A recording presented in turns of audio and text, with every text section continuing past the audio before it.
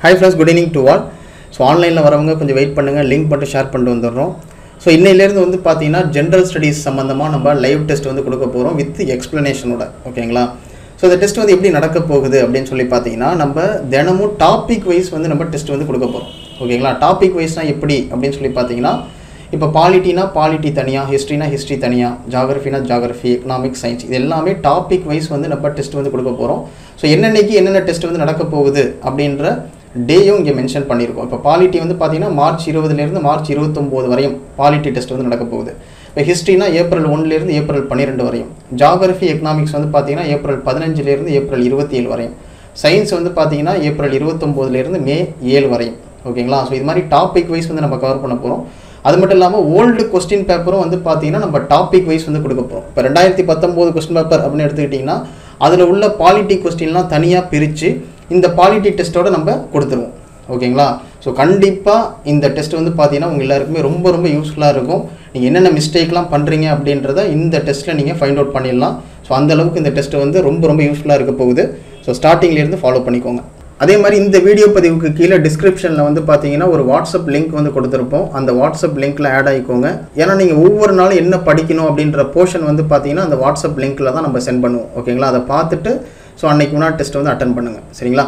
Okay, இன்றைக்கி நம்ம பார்க்கக்கூடிய டாபிக் வந்து என்ன அப்படின்னு சொல்லி பார்த்தீங்கன்னா 2019 குரூப் 4ல் கேட்கப்பட்ட பாலிட்டி கொஸ்டின்ஸ். ஓகேங்களா? 2019 குரூப் 4ல் கேட்கப்பட்ட பாலிட்டி கொஸ்டின்ஸ் வந்து பார்க்க போகிறோம். அது மட்டும் இல்லாமல் 10th ஸ்டாண்டர்டில் இருக்கக்கூடிய இந்திய அரசியலமைப்பு, மத்திய அரசு, மாநில அரசு. ஓகேங்களா? இந்த 3 டாப்பிக்கும் பார்க்க போகிறோம். ஸோ எல்லா கேள்விகளுமே ரொம்ப ரொம்ப முக்கியமான கேள்விகள் தான். ஸோ கரெக்டாக ஃபாலோ பண்ணிக்கோங்க. ஓகேங்களா? ஸோ இன்றைக்கு முன்னாடி டெஸ்ட் வந்து நம்ம ஸ்டார்ட் பண்ணிடலாம். ஓகே, ஃபஸ்ட்டு பாருங்கள். முதலாவதாக தேர்ந்தெடுக்கப்பட்ட நடுவண் விழிப்புணர்வு ஆணையத்தின் ஆணையர் யார்? ஸோ முதலாவதாக தேர்ந்தெடுக்கப்பட்ட நடுவண் விழிப்புணர்வு ஆணையத்தோட ஆணையர் வந்து யார்?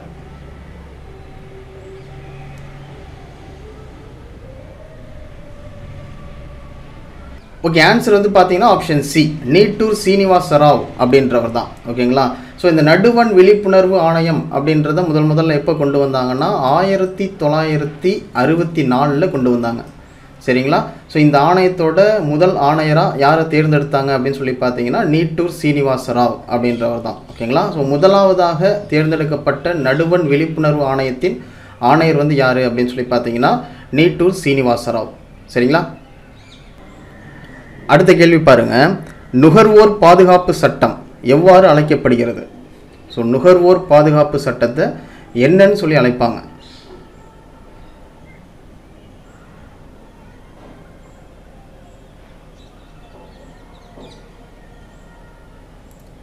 ஓகே, ஆன்சர் வந்து பார்த்தீங்கன்னா ஆப்ஷன் பி, நுகர்வோரின் மகாசாசனம் அப்படின்னு சொல்லி அழைப்பாங்க. ஓகேங்களா? ஸோ பொதுவாக நுகர்வோரை பாதுகாக்கணும் அப்படின்ற வகையில் நுகர்வோர் பாதுகாப்பு சட்டம் அப்படின்றத கொண்டு வந்தாங்க. எப்போ கொண்டு வந்தாங்கன்னா 1986 கொண்டு வந்தாங்க. ஓகேங்களா? ஸோ நுகர்வோர் பாதுகாப்பு சட்டத்தை என்னன்னு சொல்லி அழைப்பாங்க? நுகர்வோரின் மகாசாசனம் அப்படின்னு சொல்லி அழைப்பாங்க. இந்த கேள்வி வந்து பார்த்தீங்கன்னா 7th ஸ்டாண்டர்டில் சந்தை மற்றும் நுகர்வோர் பாதுகாப்பு அப்படின்ற டாப்பிக்கில் இருக்கும். ஓகேங்களா? ஸோ இந்த 2 பாயிண்ட்டையுமே நோட் பண்ணீங்க. ரெண்டுமே ரொம்ப முக்கியமானது தான். சரிங்களா? ஓகே, அடுத்த கேள்வி பாருங்கள். குடியரசுத் தலைவர், துணை குடியரசுத் தலைவர், நாடாளுமன்ற மேல் சபை உறுப்பினர்கள் எந்த தேர்தல் முறை மூலம் தேர்ந்தெடுக்கப்படுகின்றனர்? அதாவது குடியரசுத் தலைவர், துணை குடியரசுத் தலைவர், நாடாளுமன்ற மேல் சபை உறுப்பினர்கள், ஸோ இவங்களை எந்த தேர்தல் முறையில் தேர்ந்தெடுக்கிறாங்க?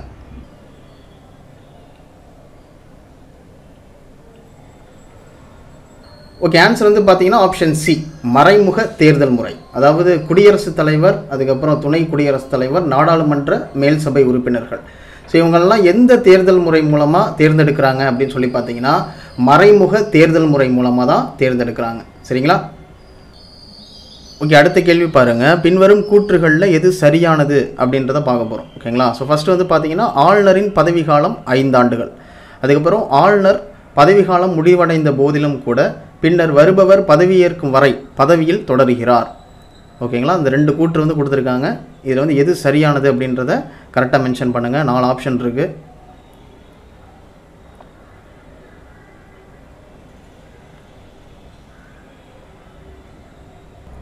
ஓகே, ஆன்சர் வந்து பார்த்தீங்கன்னா 1, 2 இரண்டுமே சரி. ஓகேங்களா? ஆளுநரோட பதவி காலம் வந்து பார்த்தீங்கன்னா 5 ஆண்டுகள். ஸோ இதுவும் சரி. அதுக்கப்புறம் ஆளுநரோட பதவிக்காலம் முடிஞ்ச பிறகும் அடுத்த ஆளுநர் வர வரையும் பழைய ஆளுநர் வந்து பார்த்தீங்கன்னா அந்த பதவியில் தான் இருப்பார். ஓகேங்களா? ஸோ 2 கூற்றுகளுமே சரியானது. ஸோ ஆன்சர் வந்து பார்த்தீங்கன்னா ஆப்ஷன் ஏ. ஓகே, அடுத்த கேள்வி பாருங்கள். பட்டியல் 1 பட்டியல் 2 பொறுத்துக அப்படின்னு சொல்லி கொடுத்துருக்காங்க. அடிப்படை உரிமைகள் வந்து கொடுத்துருக்காங்க. ஓகேங்களா? ஸோ எது சரியாக பொருந்தி இருக்குது அப்படின்றத கரெக்டாக மென்ஷன் பண்ணுங்கள்.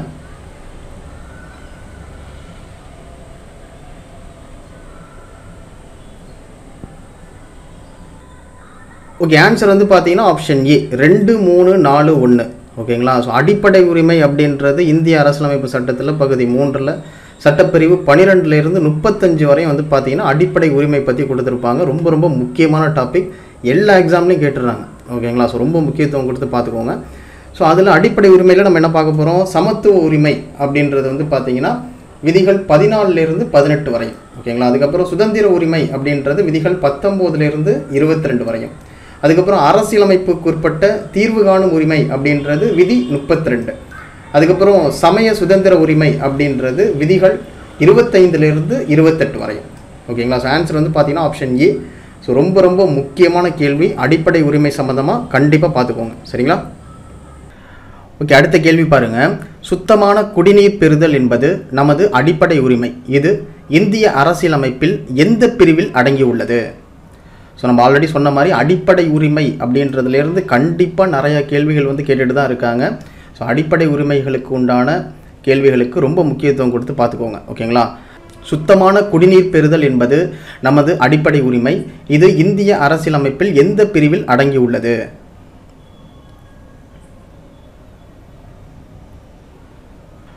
ஓகே, ஆன்சர் வந்து பார்த்தீங்கன்னா பிரிவு 21. ஓகேங்களா? அடிப்படை உரிமையில் பிரிவு 21 என்ன சொல்லியிருக்காங்க அப்படின்னு சொல்லி பார்க்கலாம். சுதந்திர உரிமையில் கொடுத்துருக்காங்க. பிரிவு 21 வந்து பார்த்தீங்கன்னா வாழ்க்கை மற்றும் தனிப்பட்ட சுதந்திரத்துக்கு பாதுகாப்பு பெறும் உரிமை தான் வந்து பார்த்தீங்கன்னா பிரிவு 21 அப்படின்றது. ஓகேங்களா? ஸோ அதன் கீழே தான் இது வருது. சுத்தமான குடிநீர் பெறுதல் என்பது நமது அடிப்படை உரிமை. இது நம்ம இந்திய அரசியலமைப்பில் எந்த பிரிவில் அடங்கியிருக்கு அப்படின்னு சொல்லி பார்த்தீங்கன்னா பிரிவு 21 அடங்கியிருக்கு. ஓகேங்களா? ஸோ ஆன்சர் வந்து ஆப்ஷன் பி. அடுத்த கேள்வி பாருங்கள். ஜிஎஸ்டி இந்தியாவில் நடைமுறைக்கு வந்தது எப்போது? ஸோ ஜிஎஸ்டி வந்து நம்ம இந்தியாவில் எப்போ நடைமுறைக்கு வந்தது அப்படின்றத கரெக்டாக மென்ஷன் பண்ணுங்கள்.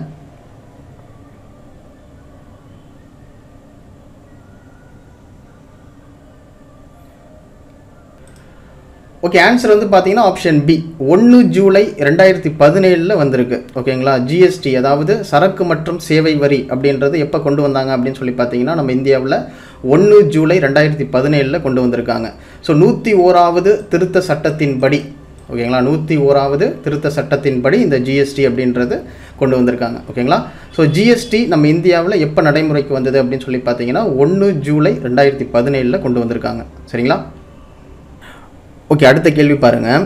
மத்திய அரசால் விதிக்கப்படும் வசூலிக்கப்படும் மாநிலங்களுக்கு ஒதுக்கக்கூடிய வளங்கள் பற்றி குறிப்பிடும் இந்திய அரசியலமைப்பு சட்டத்தின் சரத்து என்ன அப்படின்னு சொல்லி கேட்டிருக்காங்க. ஸோ 4 ஆப்ஷன் இருக்குது. எது சரியானது அப்படின்றத கரெக்டாக மென்ஷன் பண்ணுங்கள்.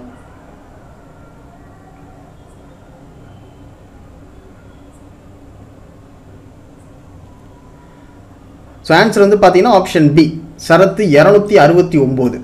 அதாவது மத்திய அரசு வந்து என்ன பண்ணுவாங்கன்னா விவசாய நிலங்கள் இருக்குது பார்த்தீங்களா, அது தவிர பிற நிலங்கள் இருக்குல்ல, ஸோ அதற்குண்டான வரிகளை வந்து கலெக்ட் பண்ணுவாங்க. அது மட்டும் இல்லாமல் ரயில்வே, அதுக்கப்புறம் கடல் போக்குவரத்து, அதுக்கப்புறம் விமான போக்குவரத்து, இதன் மூலயமா வந்து பார்த்திங்கன்னா பொருட்களை வந்து ஏற்றுமதி செய்கிறாங்க அப்படின்னா ஸோ அதற்குண்டான வரி வந்து கிடைக்கும் பார்த்தீங்களா, அதெல்லாம் கலெக்ட் பண்ணி அதை வந்து மாநிலங்களுக்கு ஒதுக்குவாங்க. ஓகேங்களா?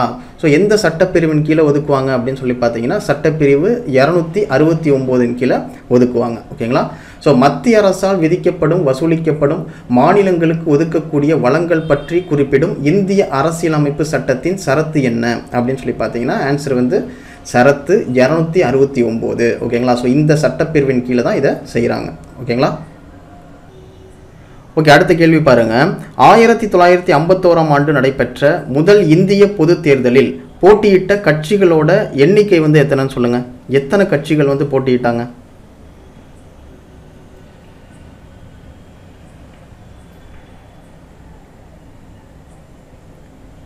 ஸோ ஆன்சர் வந்து பார்த்தீங்கன்னா ஆப்ஷன் ஏ 54 கட்சிகள். அதாவது 1951ஆம் ஆண்டு முதல் இந்திய பொது தேர்தல் வந்து நடக்குது. ஸோ அதில் போட்டியிட்ட கட்சிகள் வந்து பார்த்தீங்கன்னா 54 கட்சிகள் வந்து போட்டியிடுறாங்க. ஸோ அதில் இந்திய தேசிய காங்கிரஸ் வந்து பார்த்திங்கன்னா ஜெயிக்கிறாங்க. கிட்டத்தட்ட 364 இடங்கள் வந்து ஜெயிச்சு முதலிடத்தை பிடிக்கிறாங்க. ஸோ நேரு அவர்கள் வந்து பார்த்திங்கன்னா பிரதமராக தேர்ந்தெடுக்கப்படுறார். ஓகேங்களா. ஸோ 1951ஆம் ஆண்டு நடைபெற்ற முதல் இந்திய பொது தேர்தலில் போட்டியிட்ட கட்சிகளோட எண்ணிக்கை வந்து எவ்வளோ அப்படின்னு சொல்லி பார்த்தீங்கன்னா 54. சரிங்களா. அடுத்த கேள்வி பாருங்க. எந்த குழுவின் பரிந்துரையின் அடிப்படையில் மத்திய கண்காணிப்பு ஆணையம் அமைக்கப்பட்டது? ஸோ எந்த குழுவோட பரிந்துரையின் அடிப்படையில் மத்திய கண்காணிப்பு ஆணையம் அப்படின்றத அமைச்சாங்க?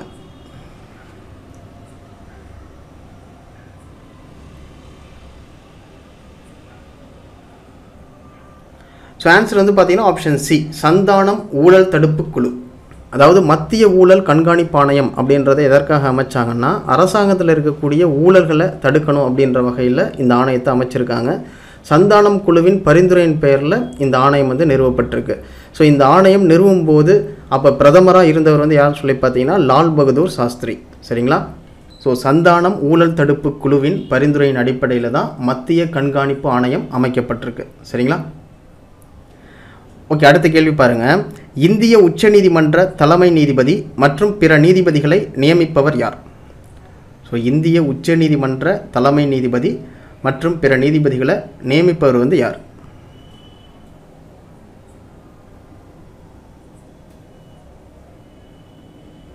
ஸோ ஆன்சர் வந்து பார்த்தீங்கன்னா குடியரசுத் தலைவர். ஓகேங்களா. ஸோ இந்திய உச்சநீதிமன்றத்தோட தலைமை நீதிபதி மற்றும் பிற நீதிபதிகளை நியமனம் செய்கிறது வந்து யாருன்னு சொல்லி பார்த்தீங்கன்னா குடியரசுத் தலைவர் தான். சரிங்களா. அடுத்த கேள்வி பாருங்க. நகர்பாலிகா சட்டம் சார்ந்த சட்ட திருத்தம் எது?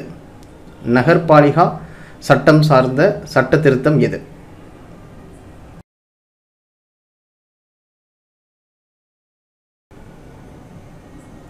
ஸோ ஆன்சர் வந்து பார்த்தீங்கன்னா ஆப்ஷன் சி, 74வது சட்ட திருத்தம். அதாவது 74வது திருத்த சட்டம் அப்படின்றது வந்து பார்த்தீங்கன்னா நகராட்சிகளுக்கு அரசமைப்பு அந்தஸ்தை வந்து வழங்கினாங்க. ஸோ அந்த 74வது திருத்த சட்டம் தான் வந்து பார்த்தீங்கன்னா இந்த நகர்பாலிகா அப்படின்றத கொண்டு வந்துச்சு. ஸோ இந்த நகர்பாலிகா அப்படின்றது ஒன்றும் கிடையாது, ஒரு நகர்ப்புற உள்ளாட்சி அமைப்பை தான் வந்து பார்த்தீங்கன்னா நகர்பாலிகா அப்படின்னு சொல்லுவாங்க. கிட்டத்தட்ட 1 லட்சத்திலிருந்து 10 லட்சம் வரையும் இருக்கக்கூடிய நகர் மக்கள் இருக்காங்கல்ல, ஸோ அவங்கள நிர்வகிக்கிறது தான் வந்து பார்த்தீங்கன்னா இந்த நகர்பாலிகா அப்படின்றது. சரிங்களா. ஸோ நகர்பாலிகா சட்டம் சார்ந்த சட்ட திருத்தம் எது அப்படின்னு சொல்லி பார்த்தீங்கன்னா 74வது சட்ட திருத்தம். சரிங்களா. அடுத்த கேள்வி பாருங்க.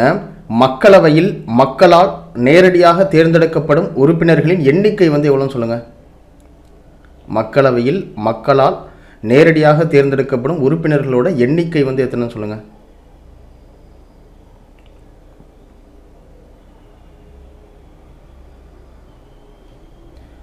ஸோ ஆன்சர் வந்து பார்த்தீங்கன்னா ஆப்ஷன் சி, 543 பேர்.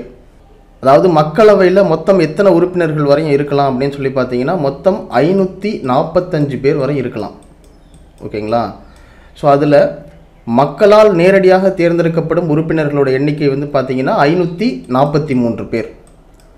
மீதி இருக்கக்கூடிய 2 பேர் வந்து பார்த்தீங்கன்னா குடியரசுத் தலைவரால் தேர்ந்தெடுக்கப்படுவார். ஓகேங்களா. ஸோ மக்களவையில் மக்களால் நேரடியாக தேர்ந்தெடுக்கப்படும் உறுப்பினர்களோட எண்ணிக்கை வந்து பார்த்தீங்கன்னா 543 பேர். சரிங்களா. ஓகே, அடுத்த கேள்வி பாருங்க. இந்திய அரசியலமைப்பின் எந்த விதி அடிப்படை கடமைகளை குறித்து விளக்குகிறது? ஸோ இந்திய அரசியலமைப்போட எந்த சட்டப்பிரிவு அடிப்படை கடமையை பற்றி சொல்லுது?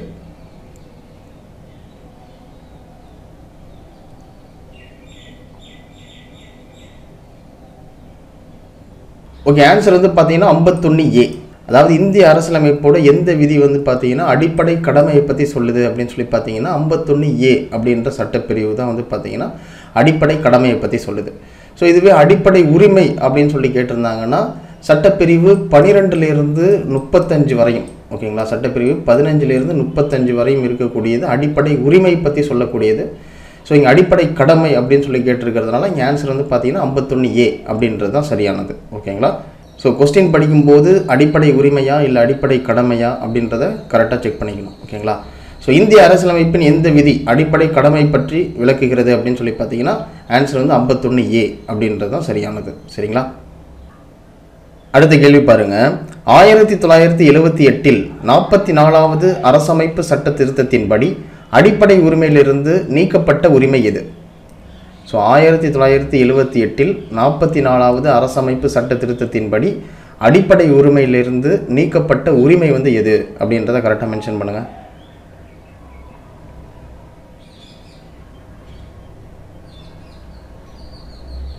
ஸோ ஆன்சர் வந்து பார்த்தீங்கன்னா ஆப்ஷன் சி, சொத்துரிமை. அதாவது 1978 44வது அரசமைப்பு சட்ட திருத்தத்தின்படி அடிப்படை உரிமையிலிருந்து வந்து பார்த்தீங்கன்னா சொத்துரிமை அப்படின்றத நீக்கிட்டாங்க. ஓகேங்களா. ஸோ இது வந்து பார்த்தீங்கன்னா சட்டப்பிரிவு 31 வரும். ஓகேங்களா. சட்டப்பிரிவு 31 வந்து பார்த்தீங்கன்னா சொத்துரிமை அப்படின்றது வரும். ஸோ அதை வந்து பார்த்தீங்கன்னா அடிப்படை உரிமையிலிருந்து இந்த சொத்துரிமை அப்படின்றத நீக்கிட்டாங்க. அதாவது சட்டப்பிரிவு 31 வந்து பார்த்தீங்கன்னா நீக்கிட்டாங்க. ஓகேங்களா.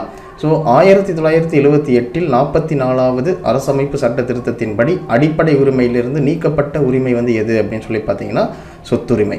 சரிங்களா. ஓகே, அடுத்த கேள்வி பாருங்கள். ஸோ இந்த கேள்வியை பொறுத்தவரையும் நீங்கள் எப்படி எடுத்துக்கணும் அப்படின்னு சொல்லி பார்த்தீங்கன்னா, தகவல் அறியும் உரிமை சட்டம் எப்போது நடைமுறைக்கு வந்தது அப்படின்ற மாதிரி தான் கேள்வி எடுத்துக்கணும். ஓகேங்களா. ஏன்னா இங்கே வந்து கேள்வி வந்து தப்பாக கொடுத்துருக்காங்க. ஸோ தகவல் அறியும் உரிமை சட்டம் எப்போது நடைமுறைக்கு வந்தது?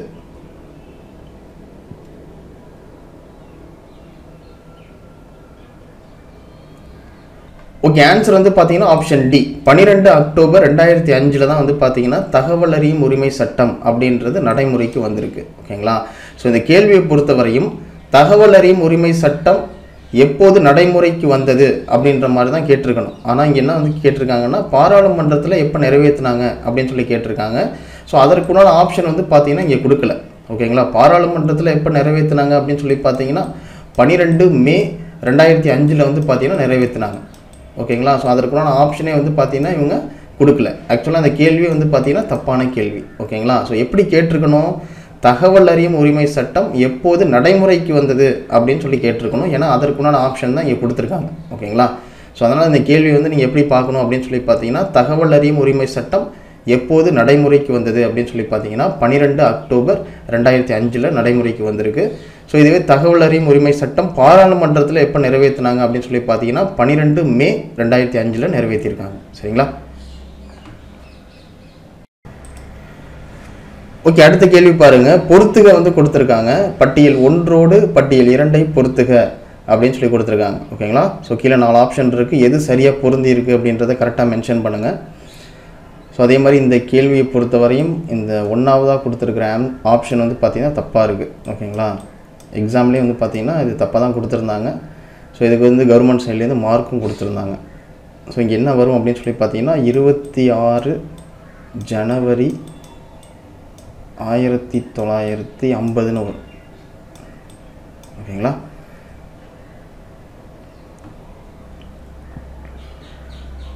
ஓகே, ஆன்சர் வந்து பார்த்தீங்கன்னா ஆப்ஷன் ஏ, 4321 தான் சரியானது. ஓகேங்களா. அரசியல் நிர்ணய சபை முதல் கூட்டம் எப்போ நடந்தது அப்படின்னு சொல்லி பார்த்தீங்கன்னா 9 டிசம்பர் 1946 நடந்தது. அதுக்கப்புறம் வரைவு குழு உருவாக்கப்பட்ட தேதி வந்து பார்த்தீங்கன்னா 29 ஆகஸ்ட் 1947 உருவாக்குனாங்க. அதுக்கப்புறம் மாநிலங்களவையின் முதல் கூட்டத்தொடர் எப்போ நடந்தது அப்படின்னு சொல்லி பார்த்தீங்கன்னா 13 மே 1952. ஸோ குடியரசு தினம் எப்போ கொண்டு வந்தாங்க, 26 ஜனவரி 1950 கொண்டு வந்தாங்க. ஓகேங்களா. ஸோ ஆன்சர் வந்து பார்த்தீங்கன்னா ஆப்ஷன் ஏ. ஓகே, அடுத்த கேள்வி பாருங்கள். டிசம்பர் 9 1946. ஸோ இந்த தேதி எதோட தொடர்புடையது அப்படின்றத கரெக்டாக மென்ஷன் பண்ணுங்கள்.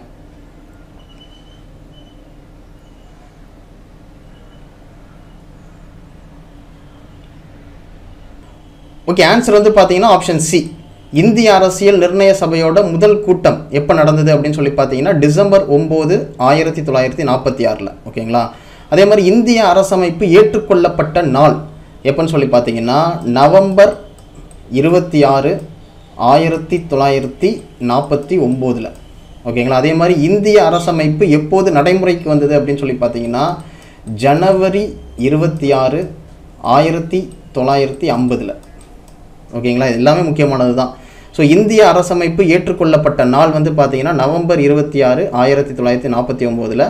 ஸோ இந்திய அரசமைப்பு எப்போது நடைமுறைக்கு வந்தது அப்படின்னு சொல்லி பார்த்தீங்கன்னா ஜனவரி 26 1950. ஸோ இந்திய அரசியல் நிர்ணய சபையோட முதல் கூட்டம் எப்போ நடந்தது அப்படின்னு சொல்லி பார்த்தீங்கன்னா டிசம்பர் 9 1946. ஓகேங்களா. ஓகே, அடுத்த கேள்வி பாருங்கள். கூற்றை ஆராய்க அப்படின்னு சொல்லி கொடுத்துருக்காங்க. ஸோ இது மாதிரியான கேள்விகளில் வந்து பார்த்தீங்கன்னா 3 ஆப்ஷன் வந்து தவறாக இருக்கும், ஒன்றே ஒன்று மட்டும் சரியாக இருக்கும். அப்படி இல்லைனா 3 ஆப்ஷன் வந்து பார்த்தீங்கன்னா சரியாக இருக்கும், ஒரே ஒரு ஆப்ஷன் மட்டும் தவறாக இருக்கும். ஓகேங்களா, அது எதுங்கிறது நம்ம கரெக்டாக ஃபைண்ட் அவுட் பண்ணணும்.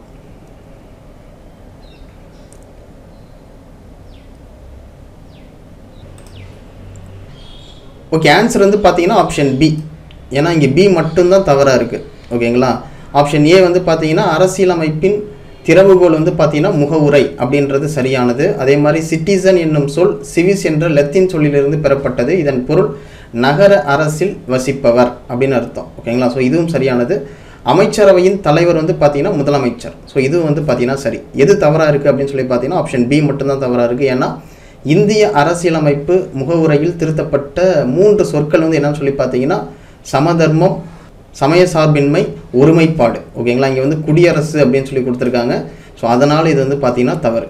ஓகேங்களா, ஸோ அரசியலமைப்பில் முகவுரையில் திருத்தப்பட்ட 3 சொற்கள் வந்து என்னது? சமதர்மம், சமய சார்பின்மை, ஒருமைப்பாடு. ஓகேங்களா, அடுத்த கேள்வி பாருங்க. குடியுரிமை பற்றி விவரிக்கும் சட்டப்பிரிவுகள் எது? ஸோ கீழே கொடுக்கப்பட்டிருக்கிறதுல குடியுரிமை பற்றி விவரிக்கும் சட்டப்பிரிவுகள் வந்து எது?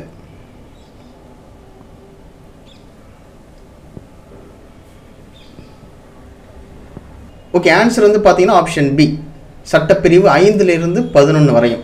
ஓகேங்களா, சட்டப்பிரிவு 5லிருந்து 11 வரையும் இருக்கக்கூடிய சட்டப்பிரிவுகள் எதை பற்றி சொல்லுது அப்படின்னு சொல்லி பார்த்தீங்கன்னா குடியுரிமை பற்றி சொல்லுது. சரிங்களா, ஓகே, அடுத்த கேள்வி பாருங்க. கூற்றை ஆராய்க அப்படின்னு சொல்லி கொடுத்துருக்காங்க. 4 ஆப்ஷன் இருக்கு. இதில் வந்து எது தவறானது அப்படின்றத கரெக்டாக மென்ஷன் பண்ணுங்க.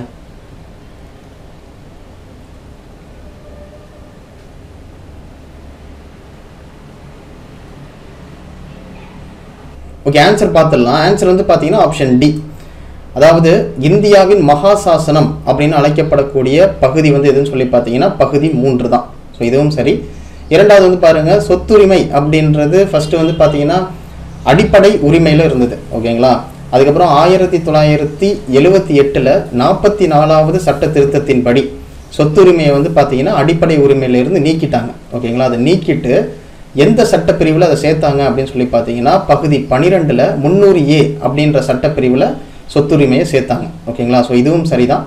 அதுக்கப்புறம் அரசியலமைப்பின் பாதுகாவலன் அப்படின்னு அழைக்கப்படக்கூடியது வந்து பார்த்தீங்கன்னா உச்சநீதிமன்றம் தான். ஸோ இதுவும் சரி. ஸோ எது வந்து தவறாக இருக்குது அப்படின்னு சொல்லி பார்த்தீங்கன்னா ஆப்ஷன் டி மட்டும்தான் தவறாக இருக்குது. ஸோ இந்திய அரசியலமைப்பின் இதயம் மற்றும் ஆன்மா என்று அழைக்கப்படக்கூடிய சட்டப்பிரிவு வந்து எதுன்னு சொல்லி பார்த்தீங்கன்னா சட்டப்பிரிவு 32 தான் வந்து பார்த்தீங்கன்னா இந்திய அரசியலமைப்போட இதயம் மற்றும் ஆன்மா அப்படின்னு சொல்லுவாங்க. ஓகேங்களா, இங்கே வந்து 44 இருக்கு. ஸோ அதனால் இது வந்து பார்த்தீங்கன்னா தவறு. ஓகேங்களா, ஸோ ஆன்சர் வந்து ஆப்ஷன் டி. ஓகே, அடுத்த கேள்வி பாருங்க. கொடுக்கப்பட்டிருக்கிற கூற்றில் எது தவறானது அப்படின்றத கரெக்டாக மென்ஷன் பண்ணுங்க.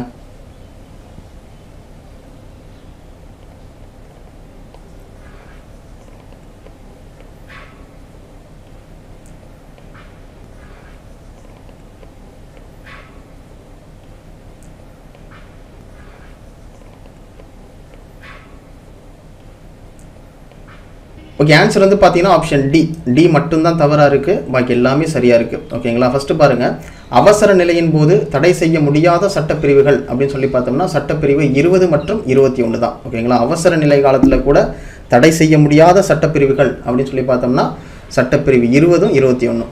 அதே மாதிரி இந்திய அரசியலமைப்பின் பிரிவு 45 திருத்தப்பட்டு சட்டப்பிரிவு 21A கீழ் தொடக்க கல்வி அடிப்படை உரிமையாக சேர்க்கப்பட்டிருக்கு. ஓகேங்களா, ஸோ இதுவும் சரிதான். அதுக்கப்புறம் அரசு நெறிமுறையுறுத்தும் கோட்பாடுகள் வந்து பார்த்தீங்கன்னா அயர்லாந்து நாட்டிலேருந்து எடுத்திருக்காங்க. ஓகேங்களா, ஸோ இதுவும் சரிதான். ஸோ ஆப்ஷன் டி மட்டும் தவறாக இருக்குது. என்ன தவறு அப்படின்னு சொல்லி பார்த்தீங்கன்னா 42வது அரசமைப்பு சட்ட திருத்தம் மேற்கொள்ளப்பட்ட ஆண்டு வந்து எப்போன்னு சொல்லி பார்த்தீங்கன்னா 1976. ஓகேங்களா, இங்கே வந்து 67 இருக்குது. அதனால் இது வந்து பார்த்தீங்கன்னா தவறு. ஓகேங்களா, 42வது அரசமைப்பு சட்ட திருத்தம் மேற்கொள்ளப்பட்ட ஆண்டு வந்து எப்போன்னு சொல்லி பார்த்தீங்கன்னா 1976. ஓகேங்களா, ஸோ ஆன்சர் வந்து பார்த்தீங்கன்னா ஆப்ஷன் டி. ஓகே, அடுத்த கேள்வி பாருங்கள்.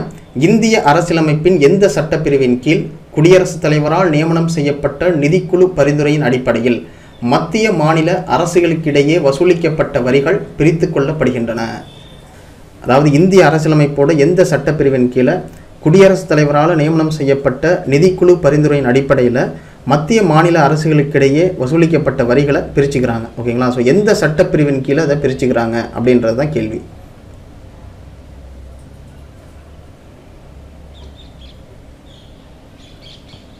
ஓகே, ஆன்சர் வந்து பார்த்தீங்கன்னா ஆப்ஷன் டி, சட்டப்பிரிவு 280. ஓகேங்களா, இந்திய அரசியலமைப்பு சட்டப்பிரிவு 280 படி குடியரசுத் தலைவரால் நியமனம் செய்யப்பட்ட நிதிக்குழு பரிந்துரையின் அடிப்படையில் மத்திய மாநில அரசுகளுக்கிடையே வசூலிக்கப்படும் வரிகளை பிரிச்சுக்கிறாங்க. எந்த சட்டப்பிரிவின் படி பிரிச்சுக்கிறாங்க அப்படின்னு சொல்லி பார்த்தீங்கன்னா சட்டப்பிரிவு 280 படி பிரிச்சுக்கிறாங்க. ஓகேங்களா. ஓகே, அடுத்த கேள்வி பாருங்க. இந்திய அரசியலமைப்பில் மாநிலங்களுக்கான சீரான அமைப்பினை பற்றி கூறும் சட்டப்பிரிவுகள் எது? இந்திய அரசியலமைப்பில் மாநிலங்களுக்கான சீரான அமைப்பினை பற்றி கூறும் சட்டப்பிரிவுகள் எது?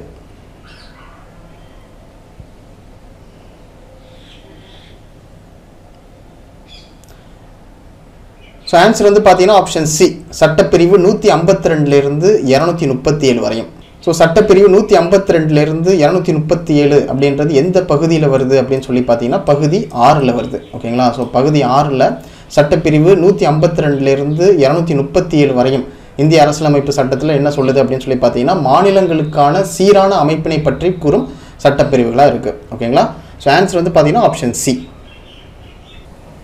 ஓகே, அடுத்த கேள்வி பாருங்க. கீழ்கண்டவற்றுள் ஆளுநர் பற்றிய கூற்றுகளில் எது சரியானது அப்படின்றத பார்க்க போகிறோம். 3 கூற்று வந்து கொடுத்துருக்காங்க. இதில் வந்து எது சரியாக இருக்குது அப்படின்றத கரெக்டாக மென்ஷன் பண்ணுங்கள்.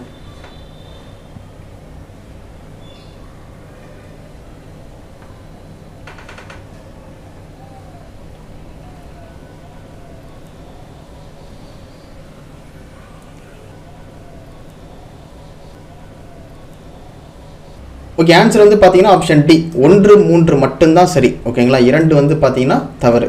ஸோ ஃபஸ்ட்டு பாருங்கள், ஆளுநரை வந்து யார் நியமனம் செய்கிறாங்க அப்படின்னு சொல்லி பார்த்தீங்கன்னா குடியரசுத் தலைவர் தான் நியமனம் செய்கிறாரு. அதே மாதிரி ஆளுநரோட பதவி காலம் வந்து பார்த்தீங்கன்னா 5 ஆண்டுகள். அதே மாதிரி குடியரசுத் தலைவர் நினைச்சாரு அப்படின்னா அவருடைய பதவி காலத்தை நீடிக்கலாம். ஓகேங்களா. ஸோ ஃபஸ்ட்டு வந்து பார்த்தீங்கன்னா சரியானது.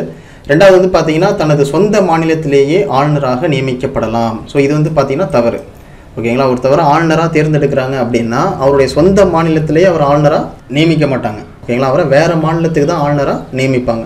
அதனால் ஒருத்தவங்கள ஆளுநராக தேர்ந்தெடுக்கிறாங்க அப்படின்னா அவரை வந்து அவங்களுடைய சொந்த ஊர்லேயே ஆளுநராக நியமிக்க மாட்டாங்க. ஸோ இங்கே வந்து பார்த்தீங்கன்னா அது தவறாக கொடுத்துருக்காங்க. ஓகேங்களா, தனது சொந்த மாநிலத்திலேயே ஆளுநராக நியமிக்கப்படலாம் அப்படின்றது தவறானது. அடுத்தது பாருங்கள், மாநில சட்டமன்றமோ அல்லது உயர்நீதிமன்றமோ ஆளுநரோட பணி நீக்கத்தில் பங்கு பெற முடியாது. ஓகேங்களா. அதே மாதிரி ஒருவர் எத்தனை முறை வேண்டுமானாலும் ஆளுநராக தேர்ந்தெடுக்கப்படலாம். ஓகேங்களா. ஸோ இதுவும் வந்து பார்த்தீங்கன்னா சரி. ஸோ இங்கே தவறாக இருக்கிறது வந்து பார்த்தீங்கன்னா 2 மட்டும்தான். ஓகேங்களா. ஸோ ஆன்சர் வந்து பார்த்தீங்கன்னா ஆப்ஷன் டி, 1, 3 மட்டும்தான் சரி. ஓகேங்களா. அடுத்த கேள்வி பாருங்க. எந்த பணியிடம் காலியாக இருக்கும்போது சட்டமன்றத்தை தலைமையேற்று நடத்த எந்த சட்டமன்ற உறுப்பினரை வேண்டுமானாலும் ஆளுநர் நியமனம் செய்யலாம்? ஸோ எந்த பணியிடம் காலியாக இருக்கும்போது அப்படின்றத கரெக்டாக மென்ஷன் பண்ணுங்கள்.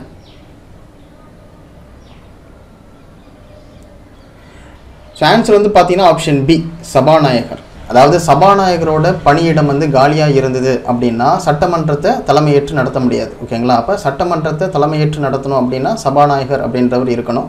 ஸோ அவருடைய பணியிடம் வந்து காலியாக இருக்கும் பட்சத்தில் ஆளுநர் வந்து என்ன பண்ணுவார் அப்படின்னு சொல்லி பார்த்தீங்கன்னா சட்டமன்ற உறுப்பினர்கள்லேருந்து யாரையாவது தேர்ந்தெடுத்து என்ன பண்ணுவார், சபாநாயகராக அறிவிக்கலாம். ஓகேங்களா. ஆளுநருக்கு அந்த உரிமை வந்து உண்டு. அதே மாதிரி துணை சபாநாயகர் பதவியும் காலியாக இருந்தது அப்படின்னா அப்பையும் ஆளுநர் வந்து என்ன பண்ணலாம், சட்டமன்ற உறுப்பினர்கள்லேருந்து யாரையாவது தேர்ந்தெடுத்து துணை சபாநாயகராக அறிவிக்கலாம். ஓகேங்களா.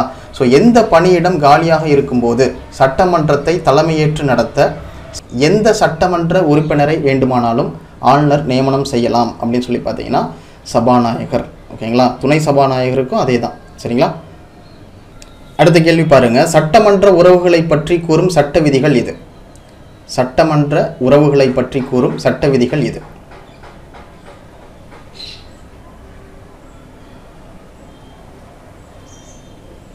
ஓகே, ஆன்சர் வந்து பார்த்தீங்கன்னா ஆப்ஷன் பி, சட்டப்பிரிவு 245லேருந்து 255 வரையும். ஓகேங்களா. ஸோ இந்த சட்டப்பிரிவு எந்த பகுதியில் வருது அப்படின்னு சொல்லி பார்த்தீங்கன்னா பகுதி 11ல் வருது. ஓகேங்களா. ஸோ பகுதி 11ல் சட்டப்பிரிவு 245லேருந்து 255 வரையும் இருக்கக்கூடிய சட்டப்பிரிவுகள் எதை பற்றி சொல்லுது அப்படின்னு சொல்லி பார்த்தீங்கன்னா சட்டமன்ற உறவுகளை பற்றி சொல்லுது. ஓகேங்களா. ஸோ ஆன்சர் வந்து பார்த்தீங்கன்னா ஆப்ஷன் பி. ஓகே, அடுத்த கேள்வி பாருங்கள். பின்வரும் கூற்றுகளில் இது தவறானது அப்படின்றத பார்க்க போகிறோம். ஸோ 3 கூற்றுகள் வந்து இருக்குது. இதில் வந்து எது தவறானது அப்படின்றத கரெக்டாக மென்ஷன் பண்ணுங்கள்.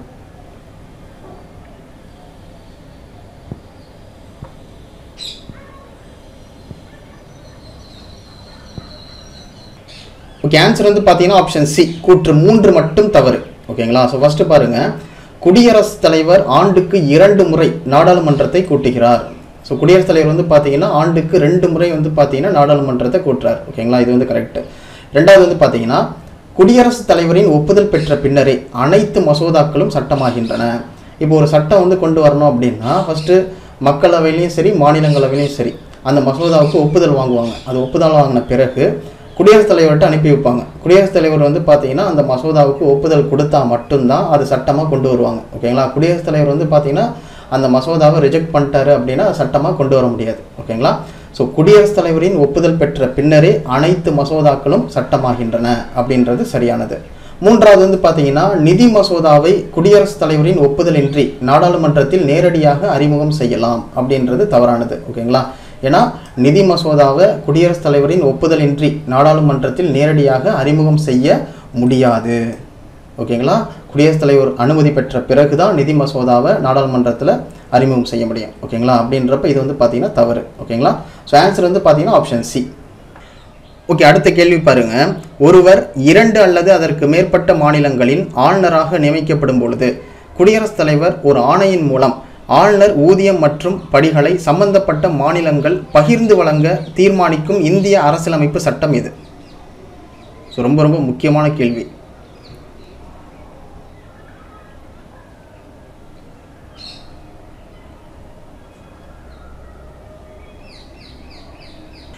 ஓகே, ஆன்சர் வந்து பார்த்தீங்கன்னா ஆப்ஷன் பி, சட்டப்பிரிவு 158(3)A. சரிங்களா, அதாவது ஒரு நபர் இருக்காருன்னு வச்சுக்கோங்களேன், அவர் வந்து 2 மாநிலங்களுக்கு ஆளுநராக நியமிச்சிடுறாங்க. ஓகேங்களா, அப்போ இவருக்கு வந்து ஊதியம் கொடுக்கணும் அப்படின்னா இந்த 2 மாநிலமும் சேர்ந்து தான் வந்து பார்த்தீங்கன்னா இவருக்கு ஊதியம் கொடுக்கணும். அப்போ குடியரசுத் தலைவர் வந்து என்ன பண்ணுறாரு, ஒரு ஆணை வந்து பிறப்பிக்கிறார். ஓகேங்களா, ஸோ சம்பந்தப்பட்ட மாநிலங்கள் சட்டப்பிரிவு 158(3)A படி அந்த ஆளுநருக்கு ஊதியம் மற்றும் படிகளை சம்பந்தப்பட்ட மாநிலங்கள் பகிர்ந்து வழங்க தீர்மானிக்கிறார். ஓகேங்களா, ஸோ இந்த 2 மாநிலமும் அவருக்கு வந்து ஊதியமோ இல்லை படிகளோ வந்து பார்த்தீங்கன்னா அந்த ஆளுநருக்கு பகிர்ந்து வழங்கணும் அப்படின்னு சொல்கிறாரு. எந்த சட்டப்பிரிவின் கீழே அப்படின்னு சொல்லி பார்த்தீங்கன்னா சட்டப்பிரிவு 158(3)A படி. ஓகேங்களா, ஸோ ஆன்சர் வந்து பார்த்தீங்கன்னா ஆப்ஷன் பி. ஓகே, அடுத்த கேள்வி பாருங்கள். மாநிலத்தின் ஆண்டு வரவு செலவு திட்டத்தினை தயார் செய்து சட்டமன்றத்தில் அறிமுகம் செய்பவர் யார்? ஸோ மாநிலத்தோட ஆண்டு வரவு செலவு திட்டத்தை தயார் செய்து சட்டமன்றத்தில் அறிமுகம் செய்கிறது வந்து யார்?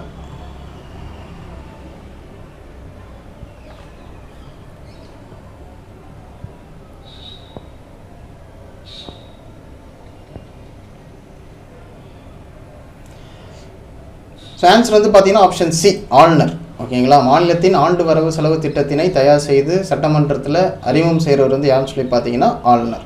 சரிங்களா, ஓகே ஃப்ரெண்ட்ஸ், இதோட இன்றைக்கு உண்டான லைவ் வந்து நம்ம கம்ப்ளீட் பண்ணிக்கலாம். அதே மாதிரி இந்த வீடியோ பதிவு எப்படி இருந்தது அப்படின்றத கண்டிப்பாக கமெண்ட் பாக்ஸில் மென்ஷன் பண்ணுங்கள். அதாவது கொஸ்டினில் மிஸ்டேக்ஸ் இருந்ததுனாலும் கமெண்ட் பாக்ஸில் மென்ஷன் பண்ணுங்கள். அதுக்குண்டான ஆன்சரை நான் பின் பண்ணுறேன். ஓகேங்களா, அதே மாதிரி நாளைக்கு உண்டான போர்ஷன் வந்து என்ன அப்படின்றத நம்ம கொடுத்துருக்கிற வாட்ஸ்அப் லிங்க்கில் நான் ஷேர் பண்ணுவேன். ஸோ அதை ஃபாலோ பண்ணிக்கோங்க. ஓகேங்களா, ஓகே ஃப்ரெண்ட்ஸ், இந்த வீடியோ பதிவு பொறுத்தவரையும் கண்டிப்பாக உங்களுக்கு யூஸ்ஃபுல்லாக இருந்திருக்கும்னு நினைக்கிறேன். எப்படி இருந்தது அப்படின்றத கமெண்ட் பாக்ஸில் மென்ஷன் பண்ணுங்கள். ஸோ நாளைக்கு பார்க்கலாம். Okay, thank you. துருவம் அகாடமிலேருந்து கார்த்திக்.